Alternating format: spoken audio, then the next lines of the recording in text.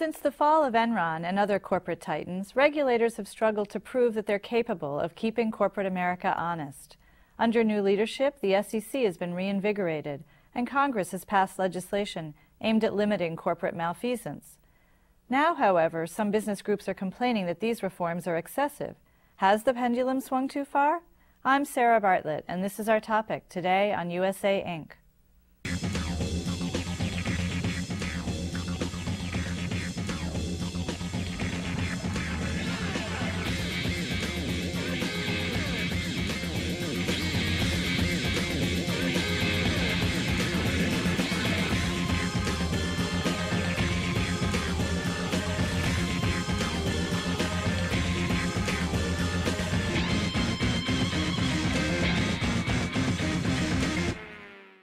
Joining us today is William Thompson, New York City's Comptroller and an active participant in the corporate governance movement. Comptroller Thompson, thank you for being with us today. Pleasure to be here. Thank you. Why don't you start out by explaining what does corporate governance have to do with being the New York City Comptroller? Okay. Well, New York City has 5 pension funds. Our total assets, each with a separate board. Let me explain that also. A separate board of directors. I'm a trustee on 4 of the 5 boards in New York City, but I also serve as chief investment officer for all 5 pension funds. Our total assets on those 5 boards, right now about $84 billion. So the responsibility and fiduciary responsibility first as a trustee, but then as kind of the investment officer and how those how we invest our funds, where those money, where those dollars go, and then the responsibility that goes along with it to make sure we maximize return for the members, almost the shareholders of our pension funds, and those are the members of our system. How much of your time do you spend on this issue? Is this a big part of what you do? It's a major part of what we do. I think that we have, in the end, we're increasing our capacity. In my Bureau of Asset Management, I think in the end we'll probably have somewhere between 70 and 80 people who are devoted to investment. And we don't manage it internally, but people who will oversee areas like, private equity and other asset, international and other things, as well as bonds and stocks, who oversee it, but we don't manage it directly. But we also happen to have an area, corporate governance, as you mentioned. We have a pension policy division, and we've supplemented that and added to that. So there are probably 5 or 6 people in that area also. How do you decide which policies to pursue when you're having to represent the interests of all the teachers and firemen and policemen whose retirement funds you're basically in charge of? Well, we'll go through an internal process first, and some of it is in talking to the trustees and seeing initially issues that they may have an interest in. Some of it is in what we determine or developed internally, and then we kind of go through a process of discussion, an internal discussion, on shareholder resolutions, which companies, and maybe not initially which companies, but which issues. I think we probably, as a pension fund, or a grouping of pension funds, probably the most aggressive in the country. So we have looked at, have come up with everything from, repealing classified boards to human rights violations and child labor and slave labor in countries like Burma, up to countries doing business, or companies doing business in nations that support terrorism. We'll talk about that internally. We will kind of boil it down and narrow it down to a number of recommendations and shareholder resolutions, and then we discuss it with our trustees. And whether it is all the boards who'd like to pursue it, or different boards and groupings of trustees on those boards who'd like to pursue a separate shareholder resolution, and then we'll kind of look at the companies that it really has an impact and try and narrow that also to where you don't want to bite off in a certain area. You're not going to make recommendations in 50 companies. You try and narrow that to a workable number, and that's kind of the process that we go through at the very least once a year to be able to do that. And then as issues may come along, we kind of tweak it a little bit. Now, we're entering the season where there are annual meetings coming up, and how many companies are you sort of targeting, so to speak? Oh, I'd probably say somewhere between 90 and 105 companies. In anywhere right now, it's probably about 20 different shareholder resolutions. So, and when I talk about being aggressive, we are aggressive. And I mean, at one point there was a meeting that was held in Washington of the Council of Institutional Investors a couple of years ago, and there were representatives. It was one of the commissioners from the SEC, as well as staff, and the staff said, geez, during the season, during shareholder season, we're real busy, and we apologize not getting back to people sooner. 2/3 of the work that we wind up doing at that point was probably following up on resolutions and shareholder resolutions filed by New York City. Now, I kind of ducked a little in the room, and then I realized, wait a minute, that's more a badge of honor. Yeah. So we probably will file somewhere between 90 and 105 with different companies on about 20 different shareholder resolutions. Now, walk us through the process. You file this resolution, and then what? You go on a campaign to try to persuade people? Depending upon the issue. I mean, in some instances, what we will do first is to write the companies, make them aware of what we intend to do, and try and resolve it before we have to file a shareholder resolution. That's been successful in a number of companies. When you look at issues, with some of them, when you look at discrimination against, and making sure there's employment protection for gays and lesbians. There have been a number of companies who have said, don't file a shareholder resolution, we'll adopt it as part of our policy. There was, as you looked a few years ago, we went back and forth when we initially had filed shareholder resolutions with GE, ConocoPhillips, and Halliburton on nations or companies that are doing business in nations that support terrorism. Well, 2 of the 3 in one form or another asked us to, pull your resolution back, let's talk. Which was the one that didn't? Well, believe it or not, what happened in the end, GE, I think, and it might have been ConocoPhillips and Halliburton who initially said, let's talk.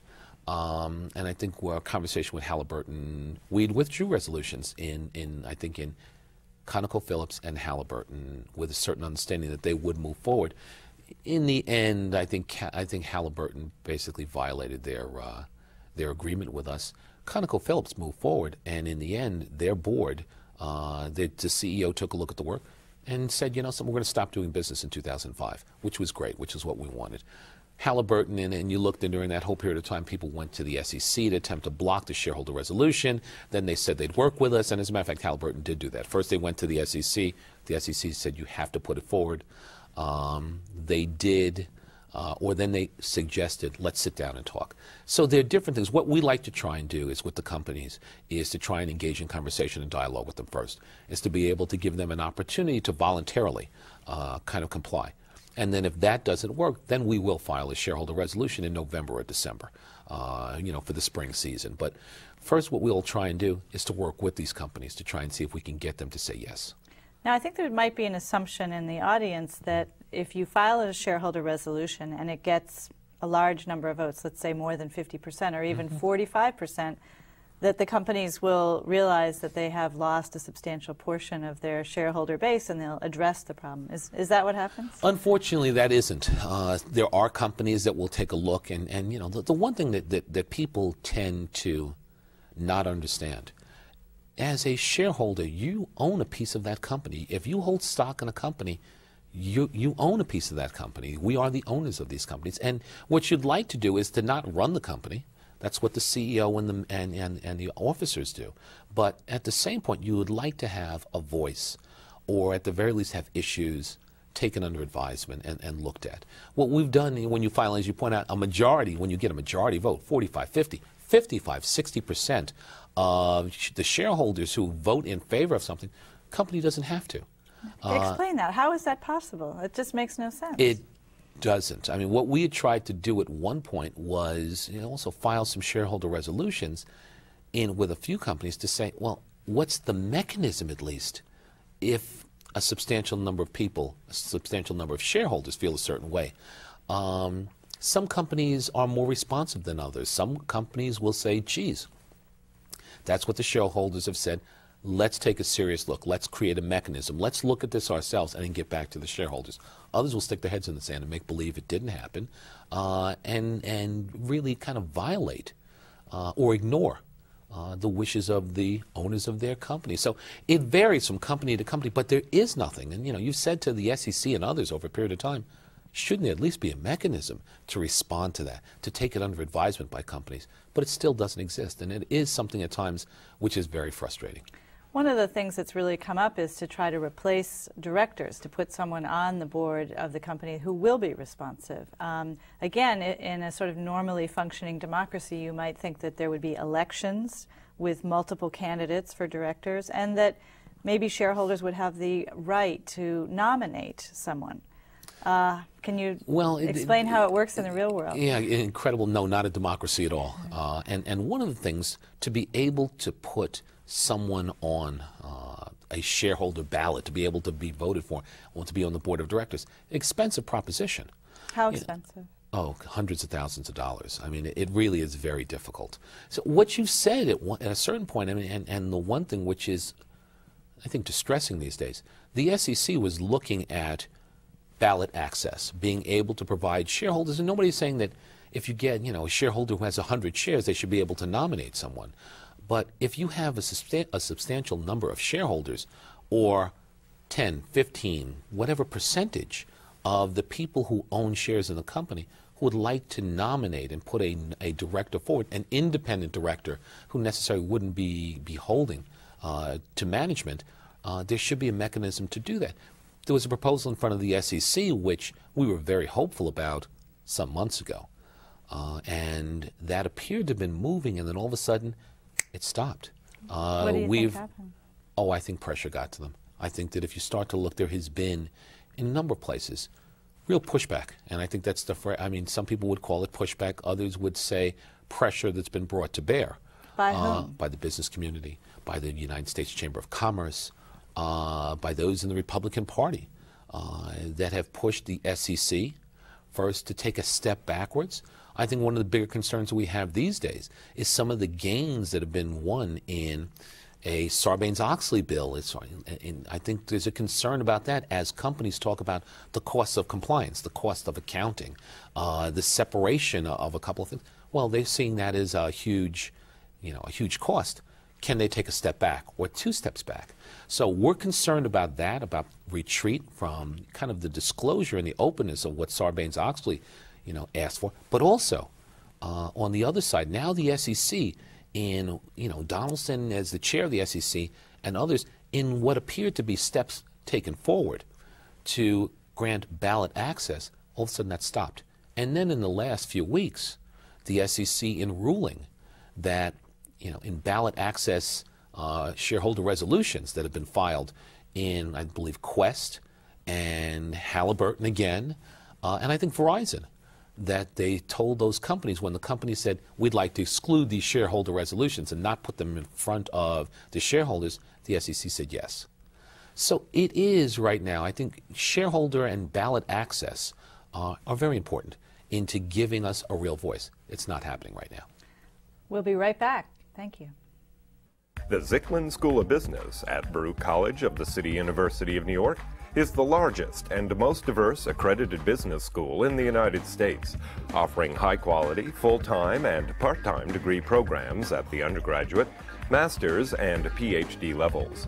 For information about the Zicklin School of Business, please visit our website, zicklin.baruch.cuny.edu. That's zicklin.baruch.cuny.edu. Welcome back. I'm speaking with New York City Comptroller William Thompson. We were talking about the pushback. What do you think that it's basically the SEC is going to be in retreat and shareholders have? I think you've seen kind of an ebb and a flow over a period of time. I think you saw, as the corporate, if you will, the corporate scandals start to evolve in companies like WorldCom and and others. Enron, and all you saw that kind of explosion. You saw the market tank around it. Well, I think people realized, and a weak SEC that went along with it. I think you saw people rush to take steps. And those of us who have been yelling for years about the need for corporate governance change, all of a sudden you were heard. Well, Congress moves forward, makes some moves, and SEC puts a new chair in that is stronger than before. And now all of a sudden you start to feel, gee, things are going to move, and move well. And there are those of us who believe that those changes that were put in place have helped to restore confidence back into the markets. And you've seen the market go back up. Well, I think there are people now who say, geez, we gave up too much. There's too much accountability. Let's start to move and push in an opposite direction. as I said, the U.S. Chamber of Commerce and some others, and particularly a number of conservative think tanks, all of a sudden have said, this is wrong, this is too much, and now you're starting to see different movement in different directions. You look California and others as people have started to put proposals forward that would, in a number of ways, limit the impact of public pension funds. And can you be more specific about what's happening in California? Out in California, the move by Governor Schwarzenegger, and I still can't believe he's the governor, but there are a lot of people out there now who do, to almost privatize public pension funds. He's sort of talking about what President Bush is proposing for Absolutely. Social Security. You know, the president is talking about it on a national level. In California, Arnold Schwarzenegger is talking about, you know, all of a sudden privatizing public pension funds. Two of the, as a matter of fact, the two largest public pension funds and two, I'd say, you know, allies in different ways in the corporate governance change arena, CalPERS, the California, employees system, and CalSTRS, the California teachers system. They're 1-2 in the nation as far as size goes. They're somewhere in the $140 billion range as far as CalPERS. Well, all of a sudden, you're starting to see pressure brought to bear there. Change in one of the directors who was very aggressive and almost a national spokesperson. Well, if you're able to privatize both of those, and we've looked at the cost, and I can't say that it is something that is beneficial to the people of California. There's a huge cost that's incurred in that.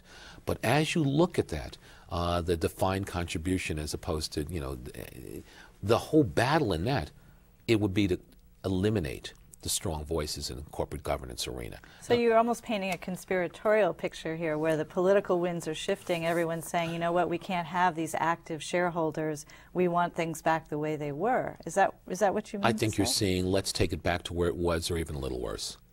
I mean, as you look, I don't think everybody got in a room and said, okay, let's move in a direction and turn the clock back. But I think that's the effect. And if you look at, I mean, as a quick example, Safeway as a corporation, there were shareholder resolutions that were brought against Safeway, and we were involved with Connecticut, New York State Common, and Alan Hevesy, my friend is New York State Comptroller, and Denise Napier in Connecticut, and a couple of others. Well, what they painted it as, and we filed shareholder resolutions, first on a classified board, to be able to make sure that wasn't a staggered board, but then in a number of areas, because the members of that board were doing business with the company.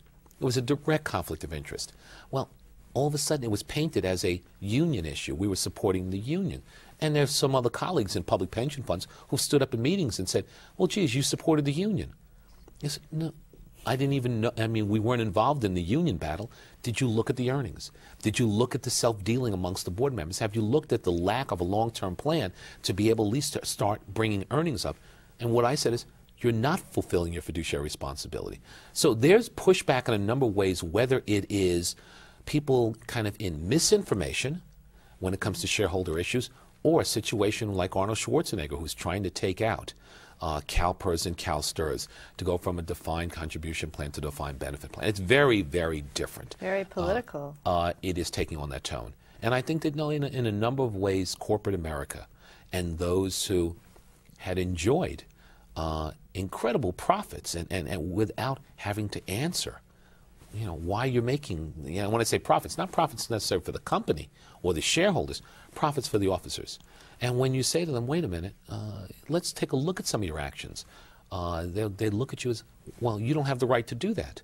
Well, yes, we do. We own those companies. But wouldn't it be in an enlightened CEO's interest to have an informed, active shareholder base? Is that just naive to think that? I think a number of the good CEOs like that.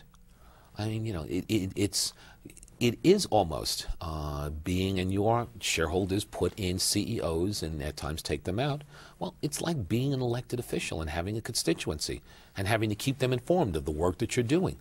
I think the good CEOs understand that you can't lead by fiat, that you have to lead by consensus. And the bottom line is moving a company forward in a sustainable business model. I think there are a number of those, though, a number of CEOs who resent the intrusion, who don't want to hear the voice of those who own their companies, who kind of believe that it's a nuisance and an irritation and would prefer that the shareholders go away and vote along with management always. So I think you're starting to see that, and you're starting to see well, let's retreat to a time where we didn't have to listen to shareholders, and large public pension funds kind of just stuck their head in the sand and ignored what was going on. And you think that the SEC is essentially going along with this or being responsive to this kind of political I pressure? have concerns that right now that given the fact that there is a Republican House, a Republican Senate, I think that the president has shown that and has indicated, you know, he's not a fan of corporate governance over a period of time. And the scary thing is, as he urges, you know, private accounts in Social Security, at the same point has an SEC and the pressure that's being brought there not to make these companies accountable. Well, you're putting everyone, as you advocate for that, you'd think that, you know, you want to have open corporate governance. It seems to be quite the contrary. So there is a movement in this country to push back, to take the clock back. Is that a recipe for more Enrons and WorldComs? I mean, are we going to, if we go back there to that place where we've just come from, is it not likely that we'll see more corporate scandals? Absolutely. If you don't, if you don't hold people accountable and create the openness and the independence for some of the directors to be able to have people say, wait, you shouldn't do that. I mean, that's what you saw at Enron and WorldCom is directors who didn't say anything. Is it people who were just content to take their check as being a member of the board of directors and ignore things, and the companies where the CEOs and the officers acted as if it was their company or almost their private piggy bank. That's a problem. Let's take a specific example just to make this very concrete. And I want to talk about Halliburton because there's been some definite shareholder resolutions in there. What is your New York City pension fund's position been towards Halliburton, and what effect are you having with the resolutions? Well, I think that in some ways we've just seen one of the resolutions that we filed at Halliburton thrown out by or allowed to be thrown out by the SEC. And which one was that? Oh, that was the one on ballot access. We had filed, with Halliburton there. That was thrown out.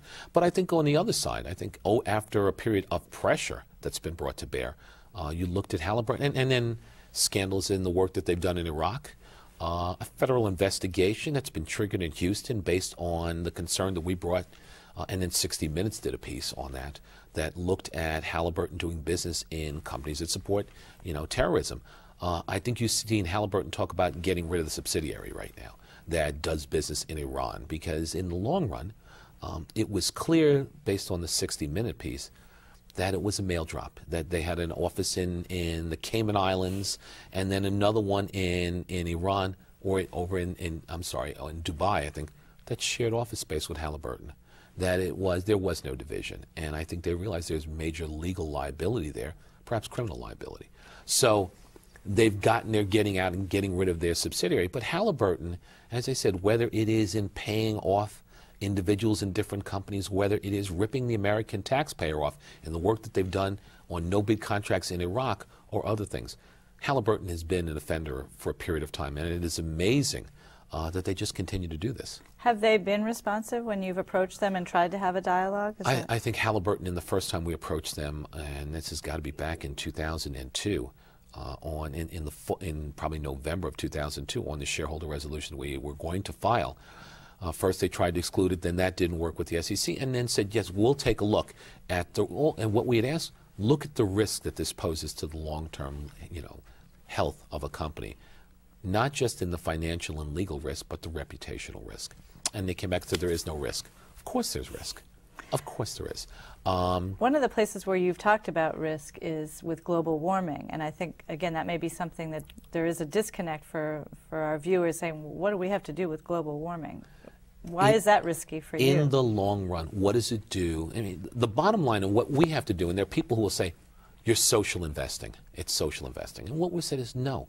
In the long run, we want to look at business models that are sustainable, that just won't bring profit back this year, but 5 years down the road, 10 years down the road. That's what we're trying to do. Global warming is a huge issue. What does it mean to some companies if there's a problem, if that continues to change, if emissions continue to go up, and what does it mean for their businesses, their sustainable business, and our long-term shareholder resolution? So, global warming. You're doing business in Burma and using child or slave labor. That affects the bottom line. That's a problem. Sweatshops around the world. And there's so many issues. It isn't social investing. In the end, it comes down to, let's look at a long-term bottom line and sustainable business. That's what's important. We've been very fortunate to have New York City Comptroller William Thompson as our guest today. Thank you, Bill, for being on the show. It's a pleasure. Good seeing you.